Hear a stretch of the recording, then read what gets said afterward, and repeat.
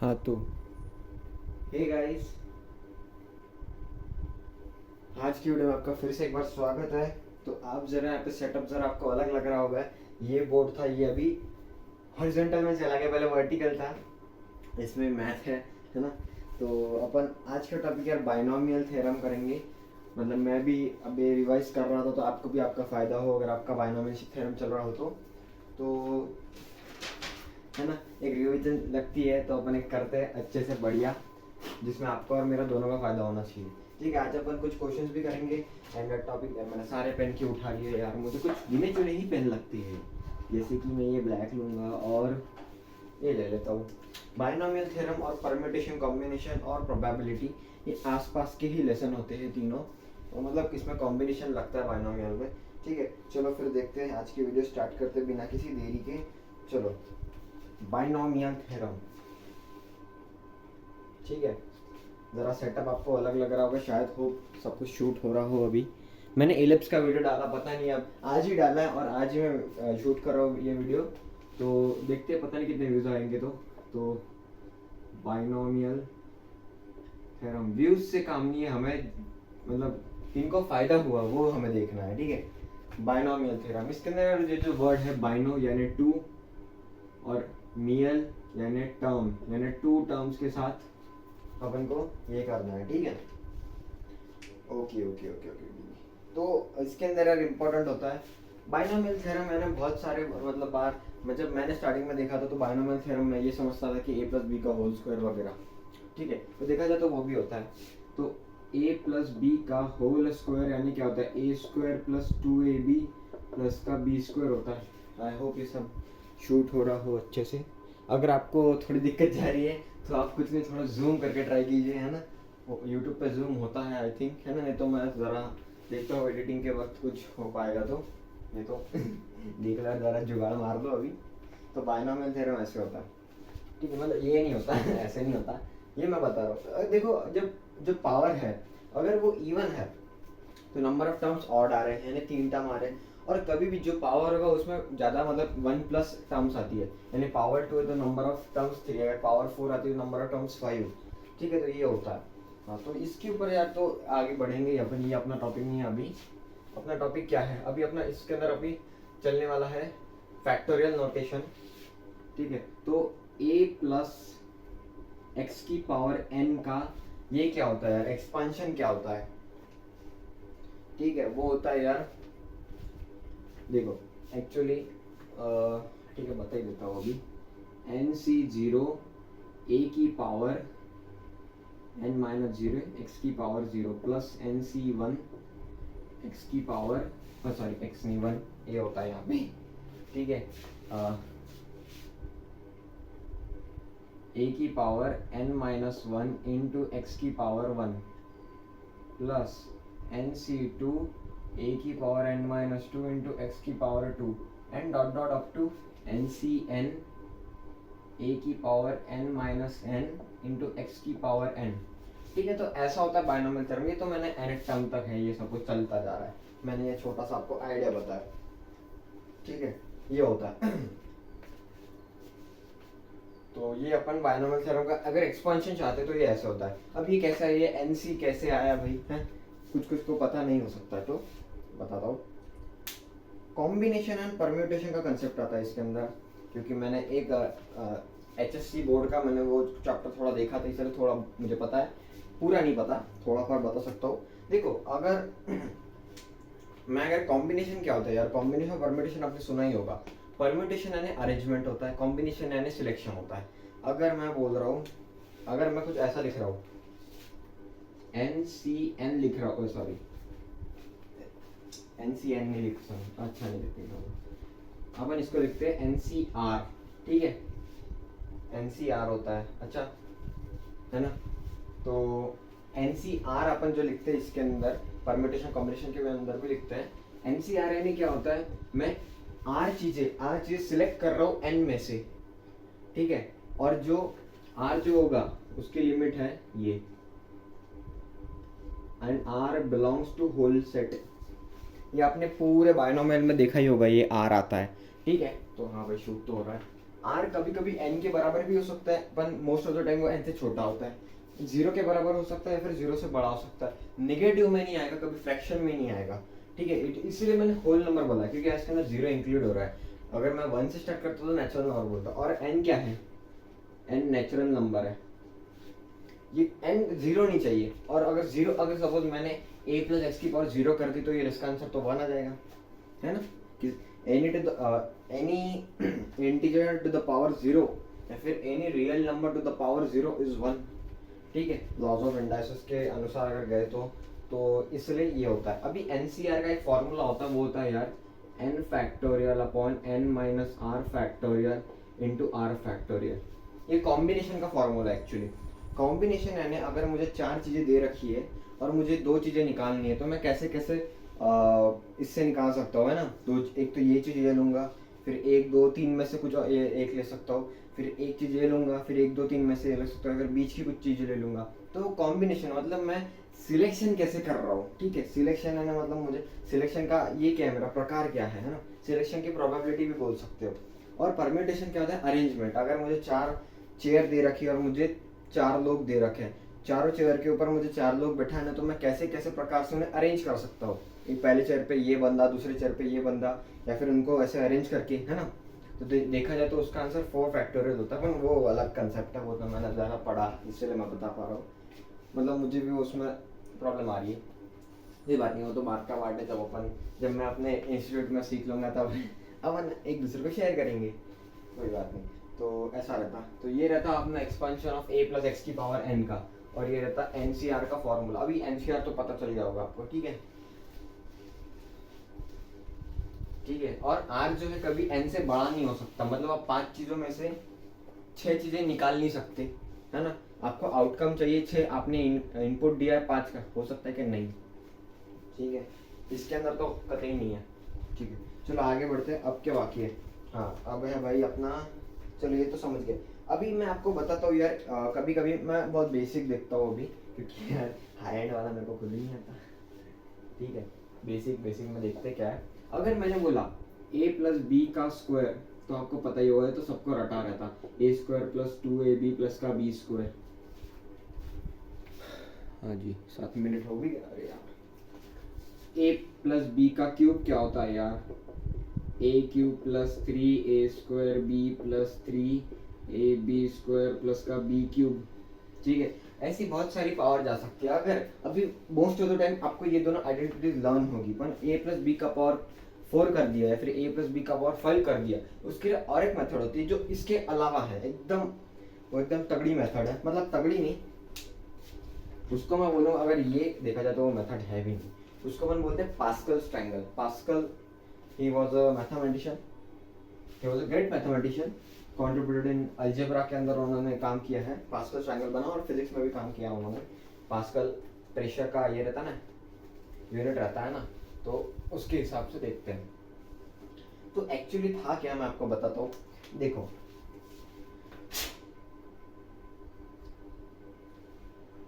हाँ, तो देखो मैं क्या बोल रहा था। अगर सपोज भूलिया, a प्लस बी का पावर अगर 4 दे रखा है, तो आपको कैसे करना, कैसे मैं आपको, ये तो बहुत इधर आपने देखा भी होगा, तो मैं आपको बता देता हूँ। अगर a प्लस बी का पावर 4 है, आपको मल्टीप्लाई नहीं करना है, तो आप डिस्ट्रीब्यूटिव प्रॉपर्टी मल्टीप्लाई कर सकते हो। a plus B into A plus B into A plus B into A plus B into A plus B 4 बार, ठीक है। इसके लिए क्या करना, आपको देखो 4 पावर 4 है, तो नंबर ऑफ टर्म्स 5 होंगे, मैंने आपको भी बताया। यहाँ से देखो 3 1 2 3 4, अभी a प्लस बी का पावर 4 है, तो नंबर ऑफ टर्म्स 5। तो यार पहले आपको a लिखना है, फिर ab लिखना है, फिर ab लिखना है, ठीक है, फिर और एक बार ab लिखना है, फिर b लिखना है, ठीक है। देखा जाए तो आप पूरा ab से भी भर सकते हो, मतलब मैं यहाँ पे भी ab, और क्योंकि यार अपने पास 2 ही वेरिएबल है, ठीक है। ये इसके लिए काम कर रहा है भाई। अच्छा, अभी क्या करता हूँ मैं, a की जो पावर है वो डिक्रीजिंग ऑर्डर में कर देता हूँ। यानी एक देखो, a प्लस बी का अगर पावर 4 है, तो यार पहले 8 टू पावर 4 तो आने ही वाला है, तो 8 टू पावर 4, ठीक है, ये 0, 8 टू पावर 3 ये 1, 8 टू पावर 2 ये 2, 8 टू पावर अपने 8 टू पावर 1 b का क्यूब 0 ये 4 हो जाएगा, ठीक है। अब अरे यार इसके अंदर कोएफिशिएंट भी तो होते हैं ना, देखो इसका कोएफिशिएंट और इसका जो कोएफिशिएंट होता है, देखो the coefficient of first and last term is always equal in a क्या इसमें क्या है यार, प्रॉपर्टी यहाँ पे लिखी थी, first and last term in equal, मतलब ये इंपॉर्टेंट नोट्स है यार, इसके अंदर देखा है, ठीक है। तो अभी इसके कोएफिशिएंट भी लगेंगे अपन को। अभी कोएफिशिएंट के लिए क्या करते हैं, एक पास्कल ने एक ट्रायंगल बनाया था 1 1 1 1 2 1 1 3 3 1 1 4 6 4 1, ठीक है। अभी देखो ये इधर का ऊपर का तो अपने ज्यादा काम में नहीं आता, ये वाला देख रहे हो 1 2 1 1 2 1 3 टर्म्स के लिए ये वाला, 4 टर्म्स के लिए ये वाला, ये वाला 5 के अपने कितने टर्म्स है 1 2 3 4 5 1 2 3 4 5, तो आपको देना पड़ेगा इनको कोएफिशिएंट 1 4 6 4 1। अभी यार इसमें बीच में साइन भी तो होती है प्लस माइनस, देखो अभी इसमें प्लस है तो ये तो आसान काम है, इसमें सब में प्लस भर दो। अगर सपोज यहाँ पे कभी माइनस होता है तो आपको पहला प्लस दूसरा माइनस, ये प्लस माइनस प्लस, मतलब क्या है अल्टरनेट ऑर्डर में जाना है, देखो plus minus plus minus plus, अगर जब यहाँ पे माइनस होगा तब बीच में, अभी माइनस नहीं है तो ठीक है। आप इसे मतलब करके देखना, चलो आपके लिए होमवर्क मैं भी करूँगा ये, ठीक है। अगर देखते अगर लास्ट एंड में देखते अगर हुआ तो ठीक, नहीं तो बाद में देख लेंगे उसमें भी। अगर आपको ये चीज़ अच्छी लगी, मतलब आप ये मतलब कर सकते हो यार, है ना, छोटी मोटी पावर्स, अगर आपको आइडेंटिटी याद नहीं तो इससे आप आइडेंटिटी बना सकते हो, इससे इजी होगा थोड़ा, ठीक है। नहीं तो मल्टीप्लाई करना वो बहुत पागल हो जाता है मानस आदमी उसमें। तो अगर मैं आपको बोलूँ कि फैक्टोरियल नोटेशन का अगर मैंने बोला तो फैक्टोरियल कैसा होता है, देखो अगर मैंने बोला 4 फैक्टोरियल, तो 4 फैक्टोरियल यानी क्या होता है 4 इंटू 3 इंटू 2 इंटू 1 तक होता है। It is a multiplication of conjugate terms up to 1, मतलब 4 से जो पीछे के टर्म्स है अपन उसको मल्टीप्लाई कर सकते हैं, 1 तक लाना पड़ता है, जो बेसिक डेफिनेशन होती है, ठीक है। और एक चीज बताना चाहूंगा, 0 फैक्टोरियल 1 होता है। अब इसका प्रूफ देखते हैं। एक्चुअली n फैक्टोरियल होता क्या है, n into n minus 1 factorial होता है ना। जिनको बेसिक बायनोमियल पता है, जिनको बेसिक इसका बारे में पता है, ठीक है, ये मैंने अभी पढ़ा, अभी देखा मैंने, हाँ ठीक है ऐसा होता है। अभी अपन को चाहिए 0 फैक्टोरियल, तो यार n की वैल्यू रख देते हैं 1, तो 1 factorial is equal to 1 into 1 minus 1 0 factorial, तो ये 0 factorial is equal to 1 factorial, 0 factorial equal to 1 factorial तो 1 ही होता है, इससे 0 फैक्टोरियल 1 होता है। तो यार ये बहुत इंपॉर्टेंट है, ये बहुत मतलब इसका भी प्रूफ तो पूछेगा नहीं, प्रूफ कभी नहीं पूछेगा, पर ये बहुत इंपॉर्टेंट रिजल्ट है। कभी कभी 0 आ जाता है, तो मैंने 2-3 बार मैंने खुद ने जब ये 0 फैक्टोरियल आता है मैंने 0 करके छोड़ दिया है, फिर मैंने देखा यार नहीं है 0 फैक्टोरियल 1 होता है, तो फिर क्वेश्चन गलत हो जाते थे। अभी मैं ध्यान में रखूंगा, आप भी ध्यान में रखिए, आपको भी हेल्पफुल होगा, ठीक है। तो आपको फैक्टोरियल का पता चल गया। और क्या होता है अगर मैं बोलूँ अभी एक्चुअली जो कॉम्बिनेशन का कंसेप्ट क्या होता है, ये ऐसा होता है 4c2, इसको अपन क्या लिखते हैं 4 फैक्टोरियल अपॉन 4 माइनस 2, जो फॉर्मूला भी मैंने लिखा था n माइनस आर यानी 4 minus 2 factorial into are factorial में 2 फैक्टोरियल, इसका आंसर आता है 4 into 3 into 2 into 1 upon 2 into 1 into 2 into 1, 2 से 2 गया, 2 दूनी 4 3 दूनी, ठीक है, ये ऐसा होता है। सच में बराबर है ना, 4 इंटू 3 इंटू 2 इंटू 1, ये 2 से 2 गया तो हम लोग हाँ 6 बराबर है, कोई दिक्कत नहीं है इसमें। हाँ जी ये था फैक्टोरियल का कंसेप्ट, ठीक है। अभी एक्चुअली इसमें अभी आते हैं जनरल टर्म में, ठीक है। तो इतना तो आप जान गए हो अभी, और 2-3 चीज़ें हैं जो मतलब आपको मालूम होनी चाहिए कि हाँ ये भी इम्पोर्टेंट है जो अभी इसमें लिखा था। वो बोल रहा है कि अगर आप a प्लस सपोज अगर बताता हूँ NCR लिख रहे हो, है ना, यानी NCR लिख रहे हो तो वो होता है is equal to NCN minus R. मैंने बताता हूँ, मैं एग्जाम्पल के साथ देखेंगे, अच्छे से देखेंगे, मजा आने वाला है मुझे भी और आपको भी। मेरी तो भाई मुझे तो बहुत ज़्यादा फायदा होता है, मेरी भी रिवीजन हो जाती है, मैं कब का भाई, तो मतलब ऐसे नए नए पन्ने आ जाते हैं सामने। चलो कोई बात नहीं। तो N C R is equal to N C N minus R होता है, ठीक है। अब कैसे, अगर मैंने लिखा 3C2 is equal to 3C1, इसका आंसर क्या है, 3 factorial upon 3 minus 2 1 factorial into का 2 factorial is equal to 3 factorial upon का 2 फैक्टोरियल इंटू का 1 फैक्टोरियल। अरे यार ये तो सेम ही वैल्यू आ गई, ठीक है, इसलिए सेम होता है। तो ये एक अच्छा खासा प्रूफ है, मतलब अच्छा खासा रिजल्ट जो पे याद रखना चाहिए और बहुत इंपॉर्टेंट है, इससे बहुत सारे क्वेश्चन बन जाते हैं, ठीक है। हाँ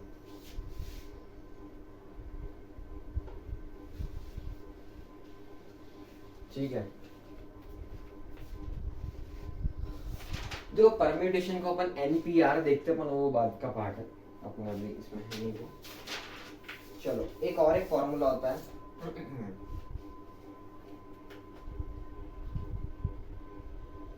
बताता हूँ आपको, वो होता है यार NCR upon NCN minus R, ठीक है। Sorry NCR upon R minus 1, ओ सॉरी, ठीक है। NCR अपॉन NCR माइनस 1 का फॉर्मूला होता है उसका यार, ये होता है ये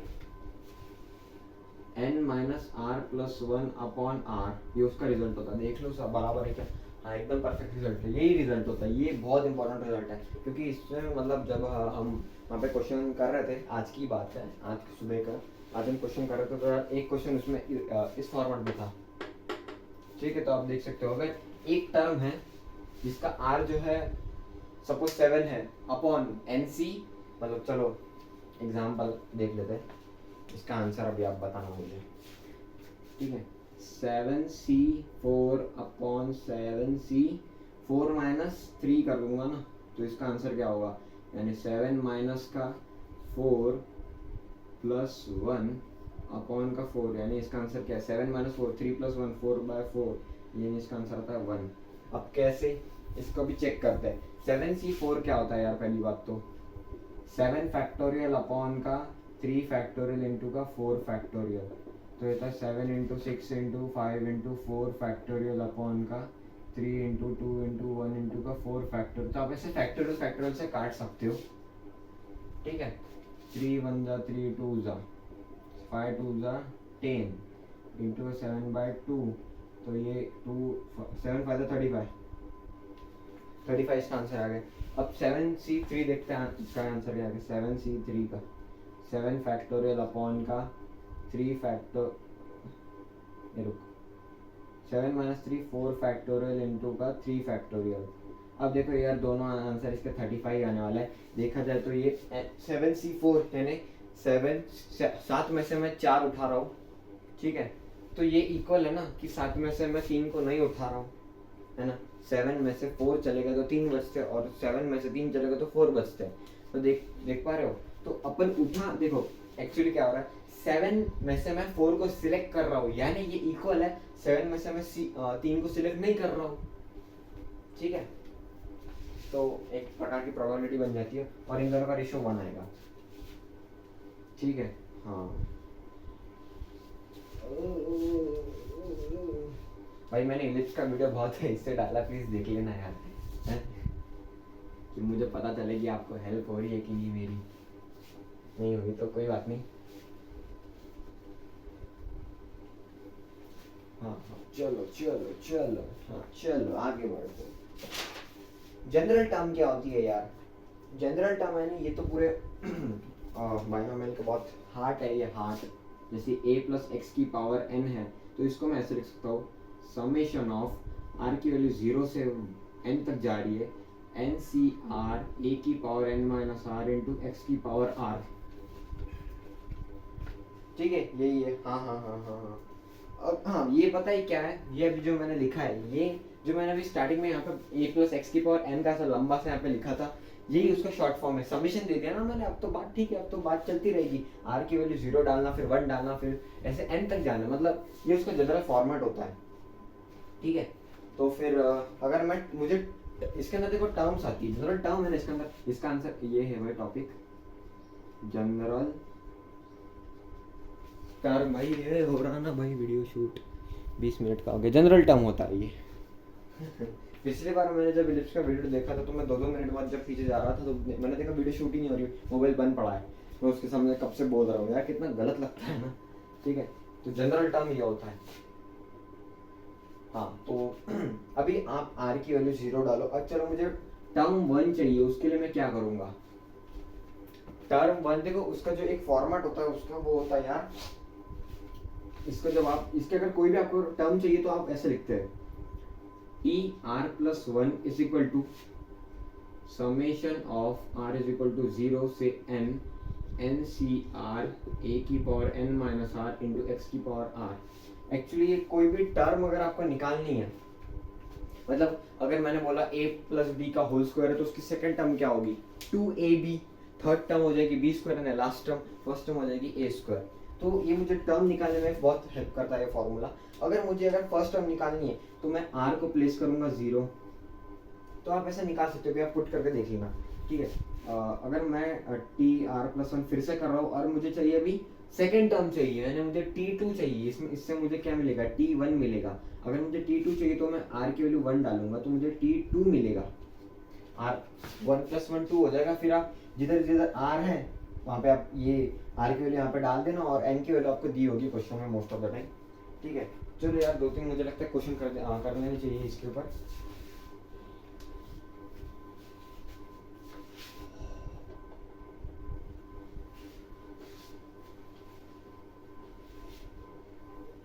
जनरल टर्म देखते हैं इसके ऊपर क्वेश्चन है कि नहीं आपके पास।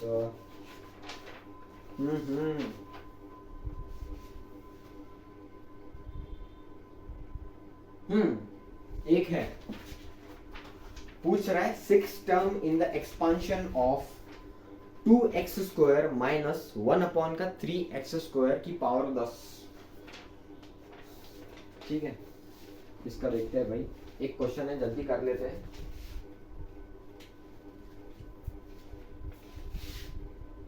To X square minus 1 upon का 3x स्क्वायर की पावर 10। अच्छा चलो अभी इसका करना है।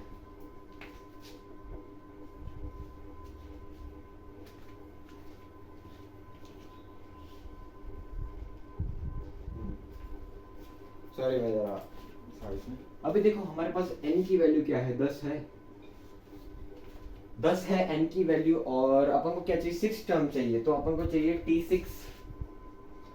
तो यार पहले इसको एक फॉर्मेट में लिख लेते हैं, माइनस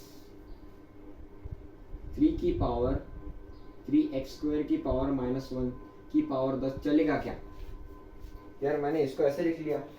अब मैं इसके अंदर वो जनरल टर्म का फॉर्मूला यूज करता हूँ, वो होता है टी आर प्लस 1। तो मेरा r इसमें 5 हो जाता है क्योंकि मुझे t6 चाहिए। तो t6 के लिए n क्या है 10c5 a की पावर a क्या है यार, a तो मेरा ये है यानी 2x स्क्वायर की पावर n माइनस आर यानी 10 माइनस का 5 इंटू ये क्या है भाई 3x स्क्वायर का पावर माइनस 1 की पावर r होता है यानी 5 होता है।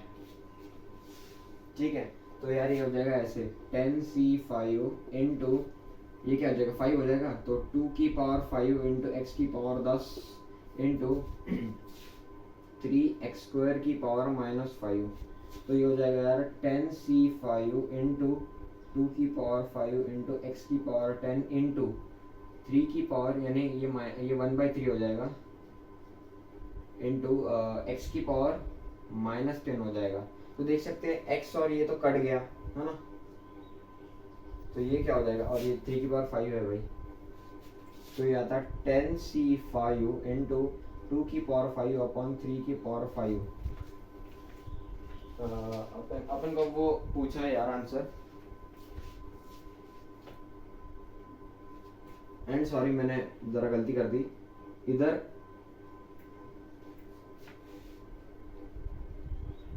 माइनस लगता है यार, क्यों? अरे बी टर्म -3x² की पावर -1 है। मैं जरा यहाँ पे गलती कर दूंगा यहाँ पे, ये ऐसे हो तो अपना आंसर माइनस में आएगा। और इसके अंदर एक ही ऐसा ऑप्शन है जो जिसमें माइनस है, अपन को पूरा निकालना, बहुत बड़ी कैलकुलेशन होगी। अब देखते हैं करके क्या होता है। तो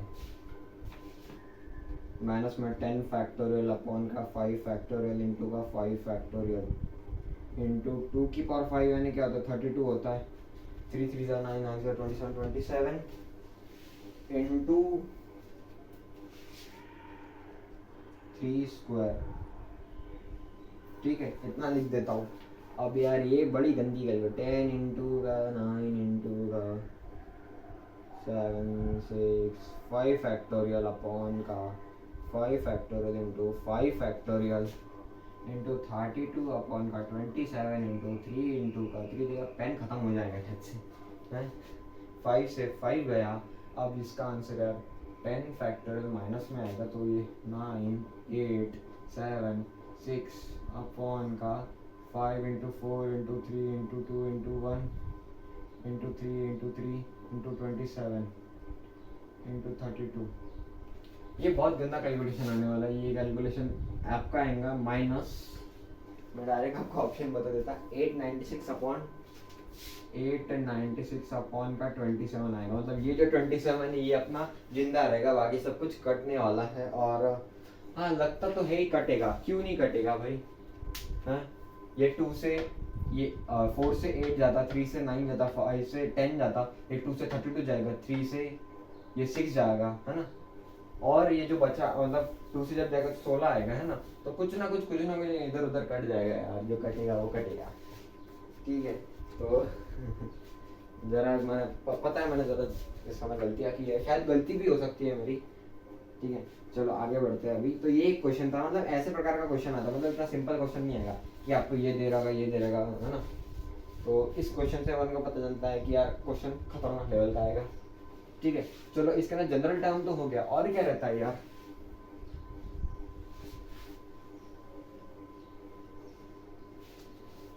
और होता है जनरल टर्म, ये देखो मैंने अब तक हेडिंग नहीं मिटाई है कि 2 टर्म बाइनोमियल का ऐसा रहता।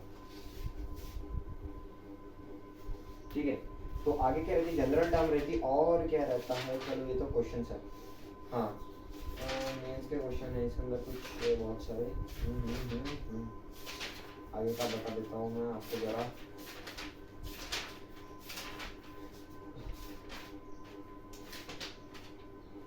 ठीक है इसके अंदर एक बहुत इंपॉर्टेंट कंसेप्ट होता है कि यार इंडिपेंडेंट वेरिएबल ऑफ एक्स, यानी कभी कभी क्वेश्चन में बोलेगा कि अगर ये मुझे निकालना है कि find the term independent of x in the expansion of this, मतलब इंडिपेंडेंट ऑफ एक्स यानी आपको एक्स की पावर 0 लानी है कैसे तो भी। ठीक है अच्छा अगर मैं आपको एक क्वेश्चन देता हूँ डायरेक्ट, मुझे चाहिए इंडिपेंडेंट ऑफ एक्स, तो 3 + x की पावर 4 है ना।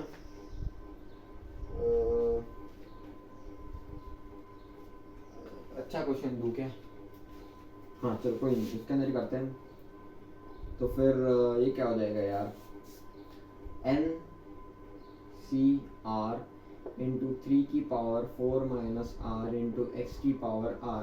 अब आपको R एक्चुअली आपको x का पावर 0 लाना होता तो आप कुछ नहीं R की वैल्यू इसके अंदर 0 डाल देना। ये तो एक बेसिक क्वेश्चन है, बहुत बेसिक लेवल का क्वेश्चन है ये, एकदम भयानक बेसिक लेवल का क्वेश्चन है ये।